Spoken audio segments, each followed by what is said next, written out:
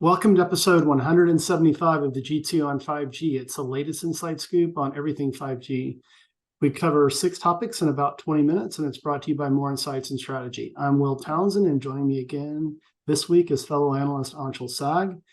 But before we get started, how's the new year been for you, my friend? Good, just very busy. CES is next week, so all I've been doing is just preparing for CES, even though I'm not going to actually be there in person. Yeah, I've been digging out lots of client work. I've got like 4 papers in flight in various stages, so I'm hitting the ground running this year. But let's jump into it. With my first topic, I want to talk about Helium Mobile. And we've spoken about them on prior podcasts, but Mike Dana with Light Reading posted an article this week talking about how their subscribership has surged to over 30,000 in the new year. And just for a little bit of context and background, for those that are not familiar with Helium, so they're a little bit different in their approach. They're focused on what's referred to as a DY or decentralized wireless business model, which rewards its users for deploying infrastructure to support the overall network. And there are fungible tokens. The reward comes in the form of cryptocurrency. And Mike credits a new unlimited plan at $20 a month for the surge in subscribership. So it's an interesting business model. They leverage as an MVNO T-Mobile's network. And obviously the incentive here is to offload off the T-Mobile network to reduce the overall cost. And again, the reward is providing these users that invest in infrastructure with cryptocurrency. There was a fungible token that's also been deployed. What's interesting is that for a while there was sort of not a loophole, but there was an ability for people to figure out the number of subscribers on the network, and that's something that's typically very closely guarded by MVNOs. They've since closed that. They've implemented some coding that prevents that. But hey, it's interesting. Cryptocurrency certainly isn't dead. I still own a little bit of Bitcoin. I know that I think you got out of it quite a while ago, but what do you think? I did get out of Bitcoin, but I have other cryptos which have all been doing very well for me, so I just don't care. Nice. Um, but I do think what Helium is doing is interesting, and I think there is like a potential future for it. I know it's difficult to build out a new network, and I think they know this too. So I think they're taking much more of a low and slow approach. And I actually looked into deploying a Helium hotspot just to see what it was like, and so I could earn some tokens before Mhm. maybe it became more difficult to earn them. But yeah, it's a very interesting concept, and it'll be interesting to see like how that evolves over time. Yeah. Um, Coverage is still pretty spotty for their network. So they're gonna, they're leaning very heavily onto MVNOs. Um, but they claim to have cell coverage in my area, so it might just be one of the things I have to try out for myself. Yeah, I give them credit for being differentiated in their approach. And there are other MVNOs. Peter Atherton, what's the name of his company? He's doing something with Walmart, and it's sort of you define your own pay I plan. think it's And Mobile X. I think you're right. It's Mobile X. Yeah. So I think, for these MVNOs that are differentiating more than just, the straight line price, like Mobile X and Helium, I think that's sort of unique because at the end of the day, I don't, the general public doesn't probably understand this, but when you subscribe to an MVNO, yes, you're getting typically a lower subscription price, but you don't have the same level of priority that, for example, you would have signing up for a plan with T-Mobile, Verizon, AT&T, that sort of You thing. you just reminded me of Patriot Mobile, which Kevin Sorbo is now the spokesperson for, and I thought it was really funny because they were acting like, there's these woke carriers and there's these big tech carriers, and then if you go look into it, they're an MVNO of all three major carriers, so it's literally no different. Actually, it's probably worse. I mean, that's their differentiation, with taking the political slant. That's pretty funny. But hey, let's move to your first topic. And I caught this news as well. So you want to talk about T-Mobile's 6 carrier aggregation within standalone 5G?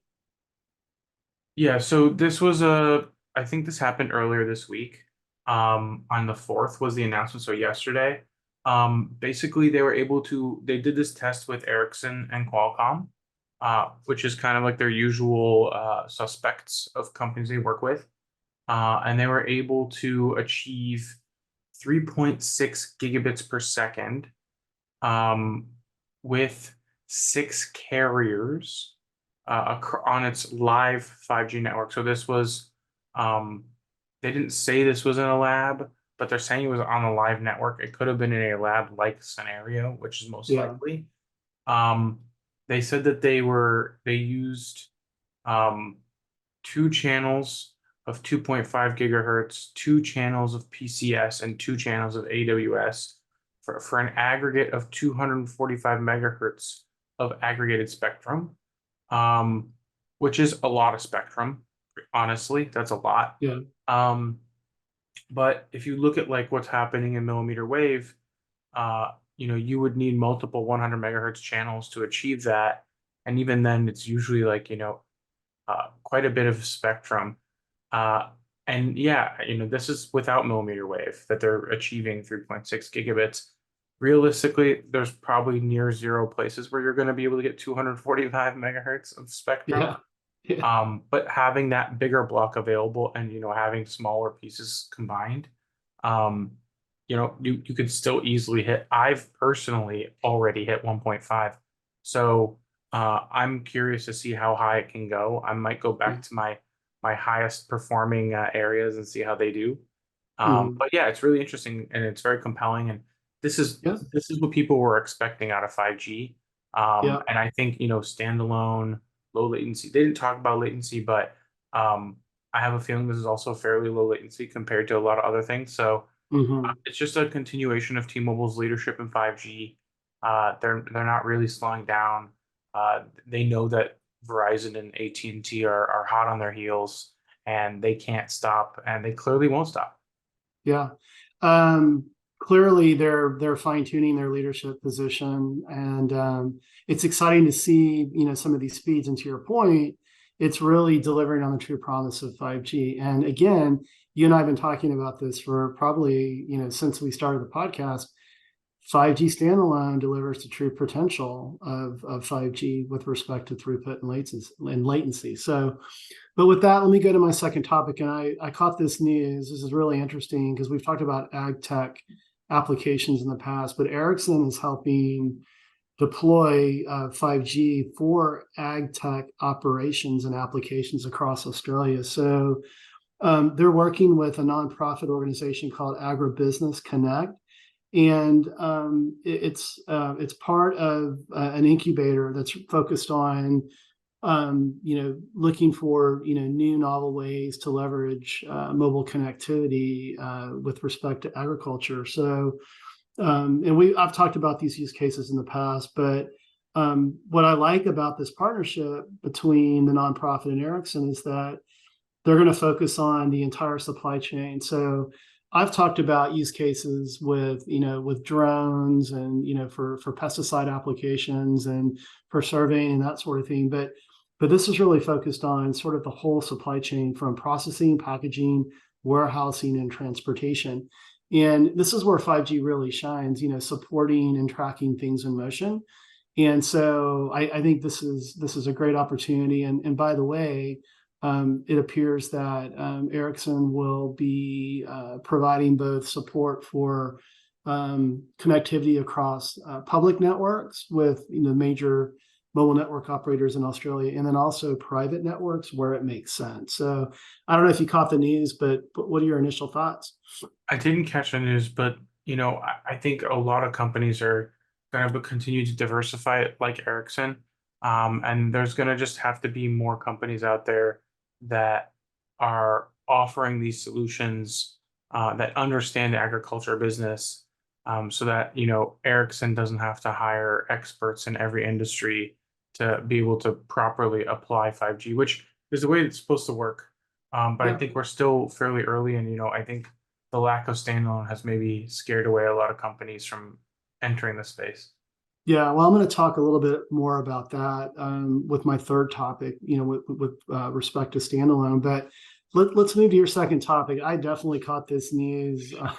Lot of flurry of activity around satellite communications and low Earth orbit. But SpaceX launched its first batch of satellites that are equipped to support direct-to-cell connectivity. And you want to talk about that? Yeah, so they did this launch, I want to say yesterday. Um, and basically this launch was, I think it was done out of California. Was not on a Starship, which is not how this was supposed to happen. Hmm. That platform is still under development, and not ready for launch. So they launched a new set of 6 satellites, and T-Mobile said that they will be testing them fairly soon because the way they deploy, they're dropped in the low Earth orbit. I don't know why I struggle with that word. Low Earth orbit, and they'll be doing testing, and this will be something that will take a while for SpaceX to continue to uh, develop and improve coverage because it's a new generation of satellites. What's interesting is that um, there's no, plans for exactly when it'll be available now. But I will say that I think a lot of this is dependent on Starship, um, because that's the best and most efficient way to launch these satellites. Because if they continue to use Falcon Heavy and other non-Starship platforms, it will be too expensive Yeah. to actually do. So I think this is kind of delayed in my opinion, but it's really based on SpaceX's timelines. And yeah, it's good that T-Mobile is going to have testing rolling out, and they'll be able to figure out, work out a lot of the kinks before all the satellites are up. And by then, they'll have a full network, and I assume we'll have pretty good coverage in the US just because, T-Mobile already has great coverage. So it would be really hard for them to deploy this and not have good coverage nationwide. Yeah. But they do have other partners, as they've mentioned, globally that will also participate in this program because these satellites are not going to be stationary. So there are going to be parts of the world where they're covering other countries entirely, and those operators will donate their spectrum, and then there will be like a spectrum sharing agreement where Yeah. users can roam across different Hmm. networks as long as they're subscribers, which is the way I understood it that it would work. Yeah. Um, yeah, absolutely. This has been long, kind of in the process. It seems like, Elon makes, kind of big commitments and somewhat under delivers. But if I remember the initial announcement between T-Mobile and SpaceX, it was over a year ago, right? And so now they're just getting birds in the air, and this isn't even production. This is testing. So they've been sort of poking companies like AST Space Mobile that are not in production yet as well. So I think hey, it's a level playing field. It's hard to call a winner. We talked about this in our last podcast. I'm glad you brought up the delivery mechanism for these satellites, because low Earth orbit is all about reuse, lower cost, and you're right, Falcon Heavy. I mean, that's an expensive way to get these things into the air, and they're going to have to focus on more efficient ways to do that. I mean, and certainly SpaceX. On my Twitter feed over the holiday, someone pointed out, probably a SpaceX fanboy or fangirl, that hey, AST Space Mobile uses SpaceX as well to get their birds into space. Well, it's like, yeah, that's true, but at the end of the day, it's not about that. It's about coverage, and it's about the platform, and the compatibility. So I mean, at the end of the day, you and I said, it's hard to call a winner right now. We both kind of still give the edge to AST Space Mobile, given where they've been with proof of concepts. They're certainly well ahead of SpaceX. But hey, listen, this is all good. Having more competition here. I think there will be some fallout. There will be some consolidation because lots of different parts of the world are partnering with different, companies to accomplish this. But I think it's good just from a bridging the digital divide perspective. But with that, let me go to my third and final topic. And hot off the presses today, I did publish a Forbes article, and I took a different slant on this. Typically you and I post our predictions for our particular areas of focus. Mine happens to be networking, both enterprise and service provider, 5G, and security. What I decided to do this year is to go back and look at what I published in 2023 from a 5G predictions, and then evaluate that, determine if my predictions landed, and provide some forward-looking thoughts there. So you can hit my Twitter feed at Willtown Tech if you want to dive into it. It's a pretty lengthy article, but one of my first predictions was fixed wireless access would achieve terminal velocity. And by all measures, it has. You and I spoke about that last week, so I don't want to go into a lot of detail there. My second prediction, at the beginning of 2023, was mobile network slicing would become a reality. Well, my friend, that was a hit or a miss. I'm glad I'm not, judged by by all of my predictions, landing 100%. But you and I also spoke last week about the fact that 5G standalone has to be there to support network slicing. So, given the investment in RAN and the slowdown that we saw last year, I believe this year will be 2024 will be the year of network slicing and 5G standalone. I think we're going to really see it hit its momentum. And then finally, my third prediction at the beginning of 2023 was about an open RAN market consolidation. I talked to the point that there are lots of players vying for the opportunity, and there wasn't a lot of production happening there, from as far as a deployment perspective. That didn't really happen. We didn't see, like a Mavenir go out of business or anything like that. But we did witness that watershed moment, that announcement between Ericsson and AT&T. And so I talk about that a little bit more in my article, and how I believe that's really going to drive a lot of activity around Open RAN, moving it from proof of concept into production. But I don't know if you have anything else to add before we move to your third topic. But No, what do you think? I did work on a summary piece for 2023 that should be publishing pretty soon for my favorite phones of 2023, kind of like as a look back at the year. We're gonna actually get a new Galaxy phone pretty soon, this month. That's something to talk about. January Yeah, 17th, there will be an event.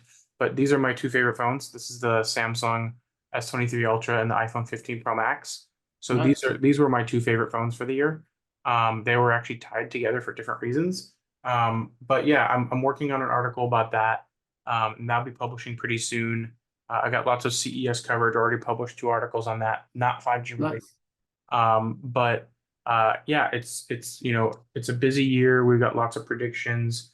I wish the standalone prediction was more consequential. I think you can probably say that this will be the year of standalone. I think we were a little optimistic on that, but being off Yeah. by a year isn't so bad as an analyst. Yeah. Um, I think we have some more predictions. We should probably actually consider working together on predictions for this year, uh, Yeah. just for everything. But yeah, I'm excited to read your article and give my thoughts. I saw you shared it this morning, so Yeah. I'll find some time to give it a read. Awesome. Yeah, I'll add a final note that this year I was asked to become a judge again for the Glomo Awards, which are tied to Mobile World Congress Barcelona, which I will be attending, and I will likely be writing an article that summarizes my findings in early March after I attend. And I'm actually this year they asked me to participate in a mobile device category, not infrastructure. So I get to spend some time with some really cool products. The infrastructure tends to be a little dry and boring, but let's go to your third and final topic, and we'll wrap it up. And I caught this, and this is pretty wild, but you want to talk about Japan, and they're aiming to put flying 5G base stations into orbit. Yeah, so this article actually snuck under the radar at the last day of the year. So this was more of like it was still this week, just on Sunday. If you can remember that, it's been a long week. It has been a long Um, week. but basically, they have proposed frequencies for airborne telecommunications base stations, um, and they want to have them basically be adopted as a global standard, which would allow them to basically have um, solar powered planes that they're calling, these high altitude platform stations. Yeah. And these high altitude platform stations would use 1.7 to 2.6 gigahertz and even 7 to and 900 megahertz bands, for communications. And that would basically allow for them to fly at an altitude of 18 to 25 kilometers in the stratosphere and act like cellular base stations in the sky. Hmm. And SoftBank has already said that they've done 5G transmissions from the stratosphere successfully. And they were able to do a video call between 5G smartphones in Rwanda and Japan. So this is clearly a way for them to create infrastructure that's mobile, and potentially gives access to people who don't otherwise have it. That could be much less expensive to operate and build than, let's say, satellite. So um, Hmm. obviously this is not the end all be all of solutions. There's still going to Yeah. be lots of need to have terrestrial base stations, and there's going to be need to connect these to somewhere on the ground for connectivity. So um, there's a big opportunity for developing nations to take advantage of that, and this could be another way to add service in places where maybe satellite doesn't work, or Hmm. where countries don't want satellite, or the bandwidth isn't enough, right? Because the Yeah. closer you are to Earth, the better your chances are of getting good bandwidth. So um, Exactly. yeah, it doesn't cost billions of dollars to get these things up in the air, and we'll see what happens. But this is just an interesting concept. We've heard a Yeah. lot of people talk about this. Google had Loom with their balloons, Right. and I think, Drones. People, I've seen some drone applications yeah, where, they're tethered drones, but yeah, same and thing. and Yeah. and there has even been talk about using these types of solar powered vehicles as like almost in orbit satellites. But it's really interesting because there's still a lot of innovation happening, and I like that people are trying to figure out a solution to make this work. Yeah, yeah. I mean, it's sort of like we've got all this stair step. We've got, geosynchronous satellites. We have LEO now. We have the possibility of this, tethered drones and balloons. I mean, that's a lot of stuff floating in the sky. But yeah, I mean, it's exciting. I mean, we've got to kick the tires on this to determine what's going to be viable and what's not going to be viable. But well, my friend, we got through our first podcast of the year. Why don't you take us home? Absolutely. We hope our viewers and listeners found this week's topics interesting. If anyone out there would like to provide insights on a specific 5G topic for a future podcast, please reach out to us on social media. Will is at Tech, and I'm at Anshel Sag. We hope you have a great weekend, and please tune in next week, and don't forget to rate us and subscribe.